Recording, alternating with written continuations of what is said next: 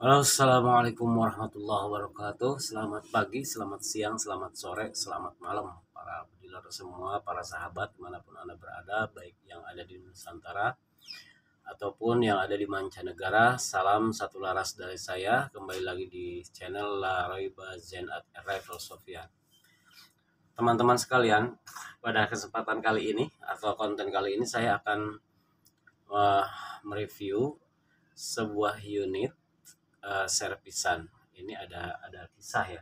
Sebuah unit ini bukan dari produk saya secara pribadi dan efek impact namanya, tapi bukan produk kami.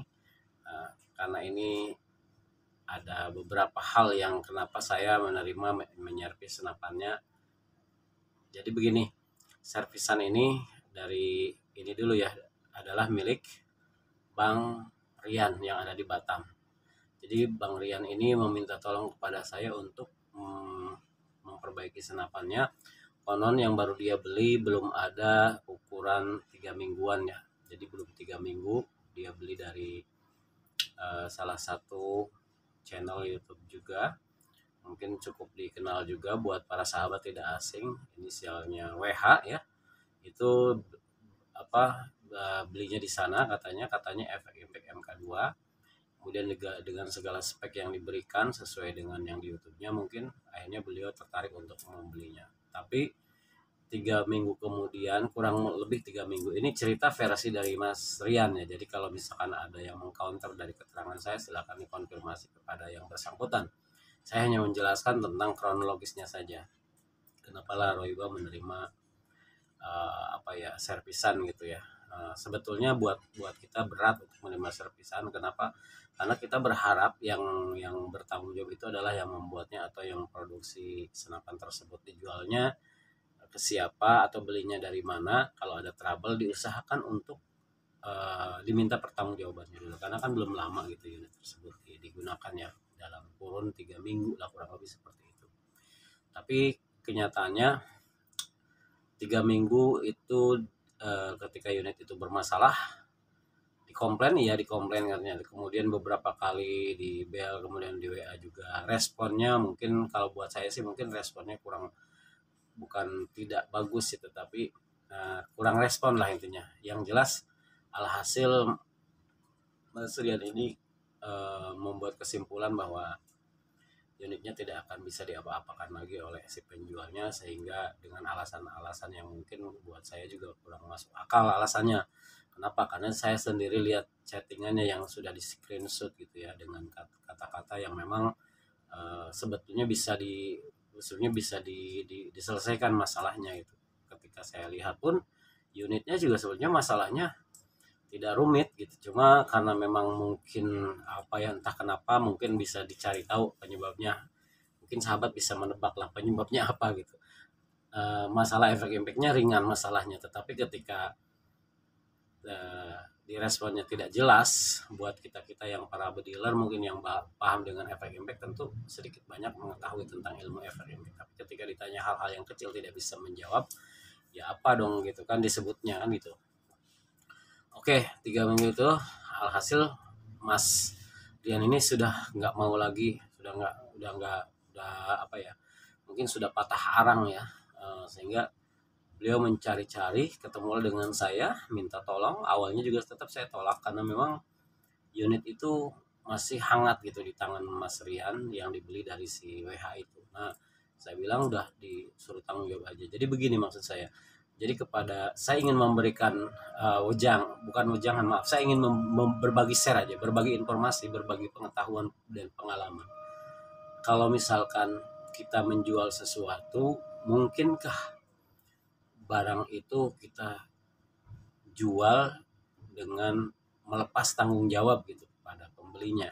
Artinya mungkinkah ketika, atau begini dibalik pertanyaan, mungkinkah ketika kita pembeli kita komplain dengan spek yang kita ungkapkan, kemudian kita tinggalkan atau kita cuekkan, apakah itu yang dinamakan tanggung jawab atau bagaimana kan begitu? Nah, saran saya buat para, termasuk saya pribadi ya, saya menasehati diri sendiri. Jadi usahakan semaksimal mungkin servis kita menjalin silaturahmi dengan baik, paling tidak itu.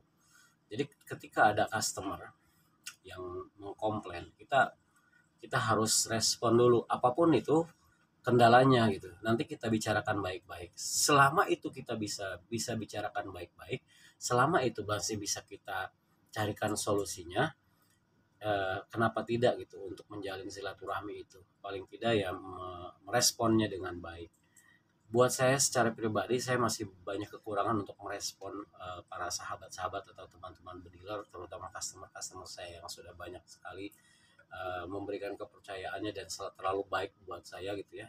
Menurut saya terlalu baik beliau-beliau itu karena sudah percaya menjalin silaturahmi dengan baik. Terkadang kita juga ingin memberikan lebih, namun mungkin satu dan lain hal yang tidak bisa kita ungkapkan gitu ya. Artinya paling tidak kalau ada senapan unit dari Laroiba itu bermasalah, kita usahakan silaturahminya. Artinya kita yang penting titik temunya, yang penting respon saya dulu deh gitu.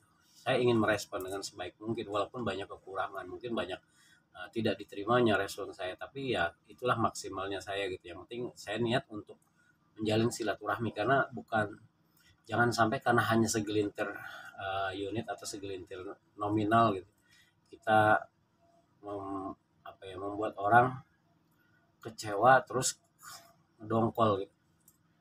Ini bukan curhat, tetapi ini saya ingin memberikan sebuah ilustrasi pengalaman gitu.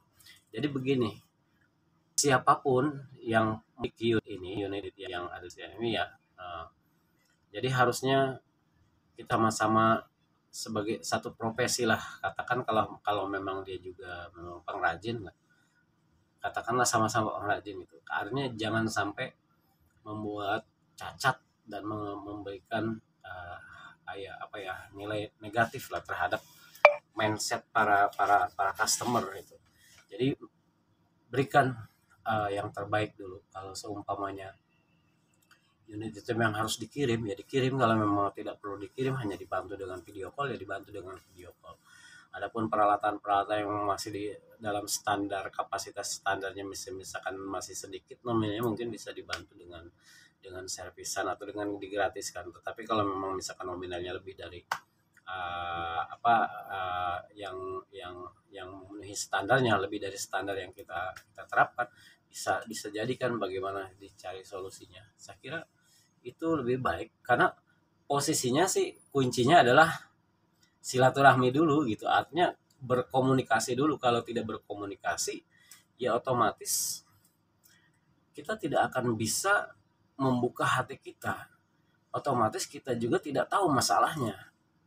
Dan secara tidak langsung customer yang diingin customer itu tidak sampai, maka terjadilah dongkol ya, dongkolisasi kalau bahasa dongkolisasi jadinya kan.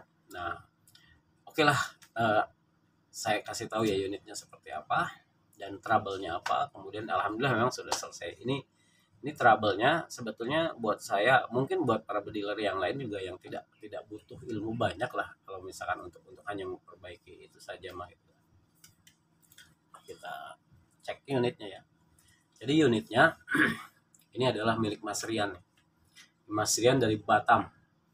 Ya, jadi kalau misalkan tidak menerima atau misalkan mengcounter omongan saya, silahkan dikonfirm ke Mas Riannya. Beliau sudah siap.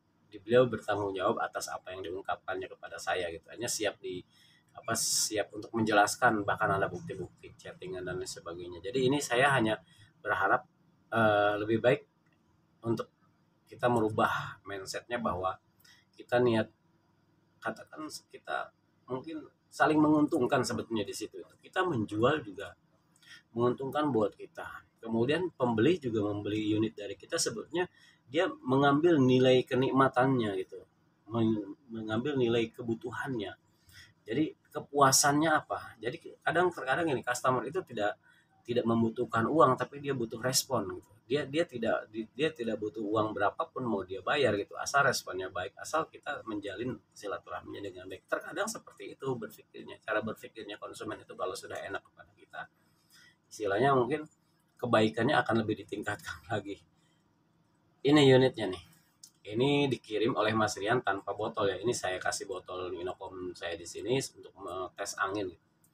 Yang pertama, saya menerima paket itu dalam keadaan memang tidak ada botolnya. Artinya terima komplainan dari Mas Rian itu yang pertama, unit ini tidak ada powernya. Jadi ketika ditembak dia tidak ada power. Kemudian jangan lantas kita mengatakan bahwa efek impact dari lahirnya sudah apa ya, tenaganya kecil atau apalah alasannya, itu nggak masuk akal buat saya. Karena memang efek impact itu kan disetel untuk small, medium, big game. Buat apa ada 3 setelan? Buat apa di sini ada power pallet, ada power adjuster yang regulnya, kemudian ada power wheel. Di sini ada 3 power. Kalau memang itu digunakan, ya pasti banyak lah. Buat para bediler nih saya kasih tahu ya. Jadi nanti ada juga beberapa hal yang memang kurang paham ya, yang awam, yang masih awam, hanya terbuai dengan namanya efek impact, terus bentuknya sama, apalagi tulisannya MK2, ditulisinnya MK2, jadi seakan-akan itu betul MK2. Nanti akan saya jelaskan apa sih yang disebut itu MK2, kan dari MK1, MK2 yang terakhir adalah M3 kalau efek impactnya ya. Nah ini tidak punya power, jadi memang tidak ada kekuatan angin lah, bahkan dia keluar angin dari sini nih, jadi dari pangkal laras ya, keluar angin ketika ditembakkan. Ya sebetulnya itu hal-hal yang buat kita mungkin para pengrajin, kalau memang betul-betul ya ahli ya, mungkin hal-hal, bahkan bukan harus pengrajin. Saya punya teman banyak ya di Kalimantan juga, ada Mas apa Bambang kalau nggak salah.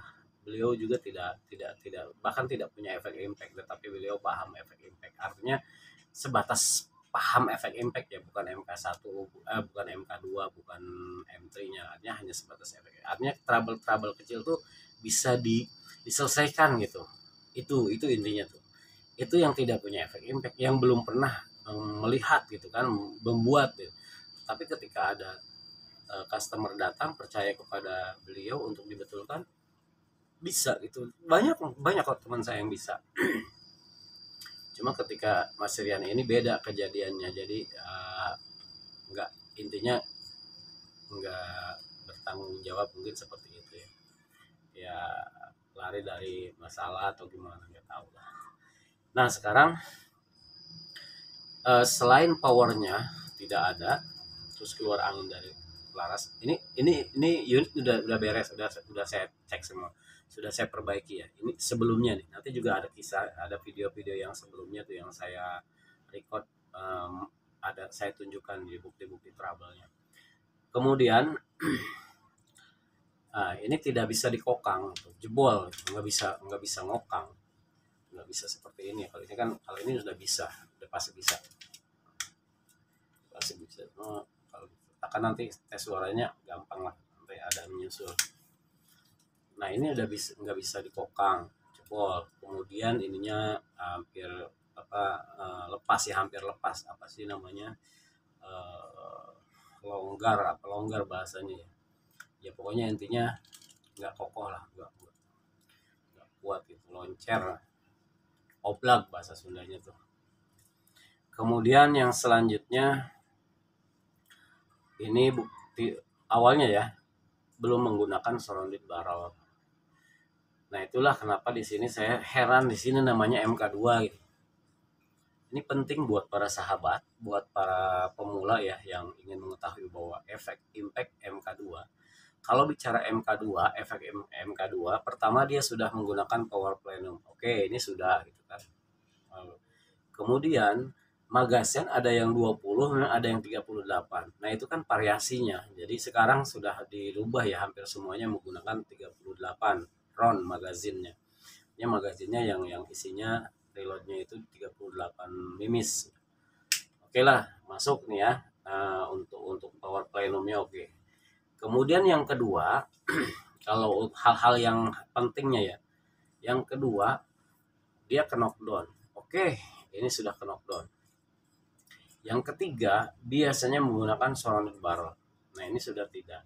Dan yang paling penting itu regul tanam. Kalau regul tanam di FX biasa saja sudah menggunakan regul tanam. Kalau ini disebutnya, ditulisnya MK2, belum regul tanam ya bilangnya jangan MK2. Ya apa ya, efek impact yang pertama saja sudah menggunakan regulator kan gitu. Ini nggak pakai regulator, atau jujur gitu bahwa ini non regul gitu. Jadi di awal harus bilang non regul. Nah ini non regul, MK2 non regul ya, bukan MK2 sebetulnya. Ini hanya untuk supaya teman-teman tidak terjebak dengan ya apa ya, dengan banyaknya sudah maraknya efek impact yang ditulis dengan MK2 gitu. Yang belum tahu kalau ditanya efek impactnya apa, kalau yang banyak suka ada beberapa orang lah yang sering curhat ke saya bertanya tentang kendala efek impact. Kemudian ketika saya tanya, Mas unitnya apa? MK2. Wah, dalam hati saya ini MK2 keren, berarti siapa ya gitu. Buatan siapa ya MK2? Begitu saya cek tulisannya benar MK2, tetapi ininya masih piston, tidak belum pakai ruang ledak lah, masih ruang piston biasa ya, ukurannya kecil. Kemudian belum regul, belum ke knockdown. Yaitu namanya apa ya? Jadi mungkin buat dia itu MK2. Nah, ini yang kenapa produk lokal itu selalu dikucilkan, karena ketika kita membuat sesuatu atau katakanlah menjiplak sesuatu, kita tidak maksimal. Jadi asjad gitu, asal jadi. Sehingga dicemooh lagi. Padahal kalau kita mau maksimal produk lokal itu bahkan ada yang bisa melebihi aslinya gitu. Asal kita mau berusaha, berinovasi. Katakanlah kalau misalkan eh, jangan efek impact ya, hampir semua F Ekron ada banyak, F Ekron terus disebut MK2 semuanya.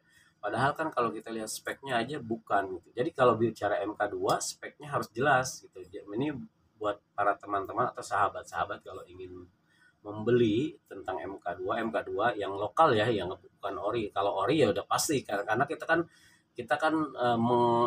mengcopy paste yang orinya. Cuma kita harus punya ciri khas, artinya jangan semuanya di copy paste, ada beberapa hal yang harus kita tonjolkan produk lokalnya ya, seperti maaf ya, bukan saya mengagul-agulkan, seperti ya produk Laroiba, kita copy paste dari yang orinya, tetapi ada produk lokal, produk kita sendiri yang kita tonjolkan. Apa? Quick fill misalkan, kita buat quick fill itu sebelum di sana dibuat. Ketika quick fill dibuat, kemudian di sana mulai ada, akhirnya kan kita, mungkin orang Indonesia berbangga lah bahwa produk kita juga sebahagian diikutin gitu kan.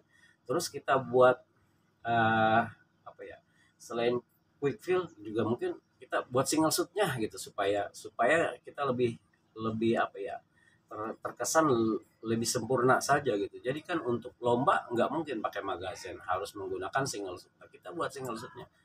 Nah itu hal-hal seperti itu harus ada perbedaan, jangan semuanya 100% kita cipta gitulah. Seperti itu kira-kira. Dan yang lainnya mungkin regulator sekarang. Regulator tanam yang kita tahu kalau misalkan regulator tanam itu ditempatkan yang M3 ya. M3 itu sekarang regulator tanamnya ada di depan. Kalau kita flashback ke belakang, regulator tanam yang di depan itu kita sudah lebih dulu membuat gitu. Kemudian berikutnya ada di M3. Hal-hal seperti itu buat kita itu nilai tambah. Itu yang maksud saya, ada nilai tambahnya gitu. Harus ada produk lokal yang harus kita tonjolkan supaya supaya kita juga punya kebanggaan. It's okay, kita betul copy paste, kita meniru dia walaupun kita tidak dikasih ilmunya, kita ngulik gitu. Kita tidak dicontohkan langsung, kita tidak datang ke pabriknya kan, kita tidak datang ke Swedia untuk melihat, enggak, tapi hanya belajar otodidak, kemudian kita tiru semaksimal mungkin kita buat, kemudian kita tonjolkan nilai plusnya. Nilai plusnya itu apa? Punya kita sendiri, sehingga kita merasa bangga. Seperti itu maksud saya. Oke, kita balik lagi ke bicara MK2. Jadi MK2 itu, kalau kita bicara MK2, speknya lengkap. Kita botol Inokom. Kemudian juga ini sudah menggunakan knockdown. Ya, udah knockdown. Yang paling penting ya regulnya. Justru regul itulah yang membuat efek impact dikenal, karena regulator tanamnya. Ya kalau bukan regulator tanam ya yang di luar paintball atau apalah namanya, banyak ya yang di luar sana. Jadi teman-teman jangan terkecoh juga gitu, jangan hanya sekedar melihat di sini efek impact MK2 kemudian disamakan semua efek MK2, oh berarti sama kayak begini. Begitu tahu harga kaget. Kenapa? Karena sama-sama efek impact MK2 kok harganya yang ini murah, yang ini mahal banget. Terbukti kalau kita masalah harga itu kembali kepada diri kita masing-masing sesuai dengan kebutuhan, sesuai dengan spek. Jadi harga sesuai dengan kualitas. Itu tadi kalau sering saya ungkapkan sih, ada barang, ada uang, ada barang, ada harga, ada kualitas. Jadi kualitas. Kalau bicara kualitas tentu harus sepadan dengan harga. Kalau bicara harga wajar kalau jika sepadan dengan kualitas. Itu maksud saya. Bahkan di sini terjadi keanehan. Kalau kita mau balance nih, mau mengcounter yang bilang apa mungkin expensive price gitu ya, mahal dan sebagainya, bisa dibalik, mindsetnya bisa dibalik, itu bisa dibantah gitu kan dengan Mas Rian ini. Mas Rian bisa ditanya saja, silakan ditanya aja ke Mas Rian, beli unit ini berapa, apakah lebih mahal atau lebih murah dari produk kita. Yang jelas tanya sama Mas Rian bahwa ini beli berapa duit sih dengan spek yang barusan saya sebutkan ya, yang cuma yang disebutnya MK2 tetapi tanpa regul, kemudian belum surrounded barrel, jadi betul-betul masih standar. Bahkan ya adalah di video saya, dan ini sudah kita betulkan semua. Pertama, ini kita buat surrounded barrel. Memang satu, kalau chamber standar nggak bakalan bisa kita rubah menjadi atau dirubah menggunakan regulator. Makanya sering saya tolak kalau untuk upgrade, kalau unit efek impact yang standar ingin di-upgrade menggunakan regulator, saya kira jangan berharap untuk bisa. Jadi kecuali satu, diganti chamber baru bisa. Kenapa? Chamber standar ya standar. Contoh seperti ini nih, ini perbedaan magazen 20 ya, yang menggunakan magazen 20 ron dengan magazen 38 ron. Nanti akan saya ambil sampelnya satu-satu. Kita yang 20 ron dulu. Ini buat sahabat, sengaja ya, spesial buat sahabat nih saya panjangkan waktunya. Yang penting ya, kalau memang tidak merasa nyaman silahkan di skip saja, nggak masalah. Kalau misalkan merasa nyaman, kita namanya juga sedang bertukar pikiran ya, silakan ditonton, disimak baik-baik. Jadi maksud saya supaya kita sama-sama enak, sama-sama paham. Karena banyak sekali salah memahami efek impact MK2 disamakan dengan efek yang standar. Mungkin ya kalau jangan sampai kita bilang abal-abal ya, tetapi ya diusahakanlah untuk dimaksimalkan. Nah ini yang magazen 20, chamber belakangnya tuh satu, dia menyatu gitu. Ini batasannya nih. Ini adapternya, disebutnya adapter chamber 20 ini. Chamber 20, magazen 20 ron. Nah, ini segini saja gitu, sederhana. Jadi tidak rumit, tidak butuh banyak ilmu lah, tidak butuh banyak keahlian. Jadi ditarik lurus, dan batasannya pun hanya sampai sini tuh. Seperti itu ya, bisa dilihat. Jadi ini ke sini nyambung ya, ingat ya. Nah, bentuk chambernya seperti ini, dia lebih besar. Sekarang inilah yang disebut mungkin magazen 20 di sini. Lah kenapa saya bilang kalau bisa nggak di-upgrade ke magazen 38 ron? Kalau masih menggunakan chambernya seperti ini nggak bakalan bisa. Kenapa? Kan beda konstruksi. Nanti akan paham. Di sini kan tidak ada adapter. Ini adapternya begini, bagaimana mungkin bisa masuk? Kalau kita paksa masuk ya nggak bakalan masuk. Ini kan untuk magazen 20 ron, kemudian dipakai 38 ron yang besar diameternya, kan mana mungkin bisa masuk. Logikanya untuk merubah ini, untuk supaya masuk kan harus dirubah. Nah chambernya inilah yang kita rubah, karena kita pasang adapter lagi gitu. Ada pasang adapter di luar, dia nempel, bukan menyatu dengan body ini, bukan, dia nempel. Dan nempelnya pun harus persis ukurannya seperti ini. Jadi katakan kalau yang menggunakan chamber 30, menggunakan magazen 38 ron itu dipotong segini nih, kepotong lah. Nah kalau ini kita potong pun nggak bisa lah, merusak.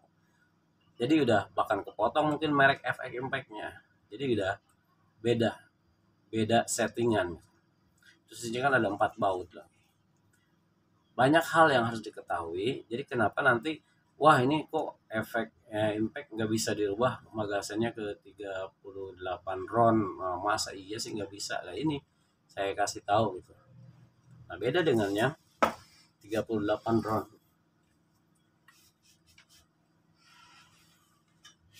Saya ambil yang ini ya. Nah ini yang 38 round. Nah beda, jadi dia adapternya keluar karena ini untuk menopang magasen yang 38 round seperti itu. Ini sangat ringan ya kokangannya. Buat ini unit buat Bang Zulkarnain, Om Zulkarnain.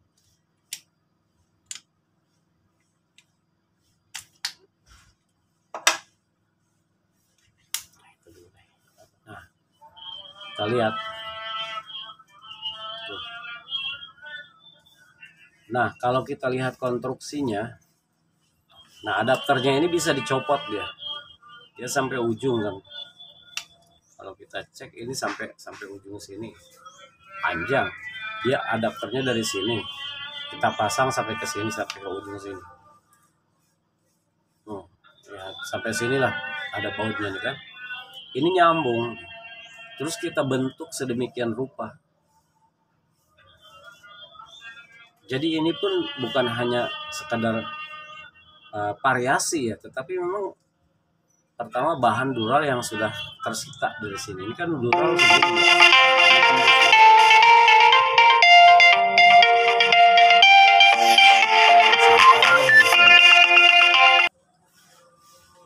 Nah ini kita pakai flip lock juga. Ini kan menggunakan flip lock. Ini juga bukan kerjaan mudah, sehingga ketika kita berbicara harga tentu beda lah dengan magasen 20 round. Jadi itu saya bilang ada harga, ada kualitas. Ada harga pasti ada kepuasan. Harga tidak akan pernah membohongi kualitas. Seperti itu kira-kira.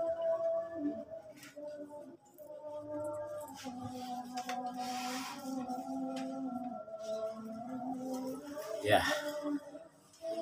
Nah, nanti kita lanjut ya karena sudah masuk zuhur. Kita akan persiapan sholat zuhur. Seperti itu aja teman-teman, mohon maaf ya. Ini saya hanya bisa menjelaskan sekelumitnya seperti itu. Kira-kira yang jelas unit ini sudah oke, sudah sehat kembali, sudah selesai melewati masalahnya dari mulai side lever ya, pegangan side lever ini loncer atau oblak, kemudian tidak bisa dikokang, sekarang sudah, kemudian bocor yang di sini sudah tidak ada lagi ya, sudah beres semuanya. Kemudian kita ganti menggunakan serobong surrounded barrel yang bisa di slide out ya kalau kita putar seperti ini. Nah ini sudah surrounded barrel, ini udah menggunakan peredam internal tuh. Kalau efek MK2 tanya itunya surrounded barrel enggak, nah itu bisa disorong ke depan, bisa dikembalikan lagi. Ketika dikembalikannya pun dia masih tetap ada sisa 5 cm di sini ruang kosong, artinya untuk meredam ya atau mereduksi angin supaya blowback paling tidak. Harapannya adalah suara itu tidak terlalu kencang seperti itu kalau efek impact. Jadi bukan yang ngejelegur gitu.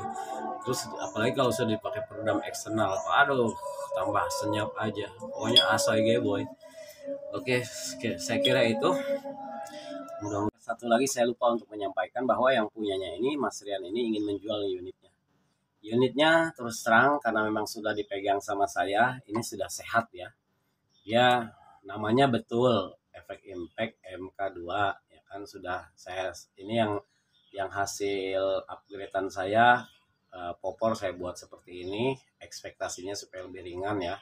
Di sini nih saya buat jadi ada dua sisinya seperti ini, lebih ringan. Kemudian di sini juga lebih ringan juga surrounded barrelnya. Kalau yang awalnya berat banget gitu, ini sudah lebih ringan pakai surrounded barrel.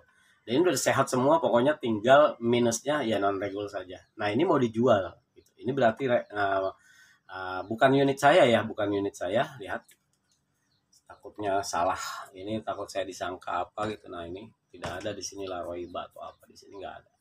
Kalau yang saya pasti di sini ada laroiba milik Mas Rian, akan dijual pokoknya kan gitu. Jadi barang siapa yang ingin memiliki unit ini silakan nanti menghubungi Mas Rian langsung. Nah, saya hanya memberitahukan aja gitu bahwa unit ini mau dijual. Kemudian inovasinya ya saya kasih tambahan nih peredam dari saya juga. Tahu sendiri kan Impact Laroiwa peredamnya. Nah, kemudian solar balnya udah keren. Jadi saya rekomendasikan ini layak untuk dijual, hanya tetap harus jujur, ini tidak ada regulnya gitu ya. Oke, seperti itu. Oke, saya kira itu. Mudah-mudahan ini bisa menginspirasi buat semua sahabat. Hati-hati. Saya tidak mengajari orang yang memang yang tidak mendiskriminasi. Saya hanya ingin memberikan berbagai pengetahuan, berbagai pengalaman supaya bediler-bediler yang belum tahu perbedaan MK1, MK2, bahkan MK3 yang kita sebut M3 atau FX Royal, FX Crown, nah itu bisa paham gitu. FX Crown itu yang aslinya seperti apa sih? Nanti akan saya jelaskan. Berikut saya akan launching sebuah unit yang betul-betul beda dengan yang lainnya. Jadi kita berinovasi tidak setengah-setengah, harus maksimal. Terima kasih. Salam satu laras dari saya, dari Laroiwa Zen@RF Sofian. Assalamualaikum warahmatullahi wabarakatuh.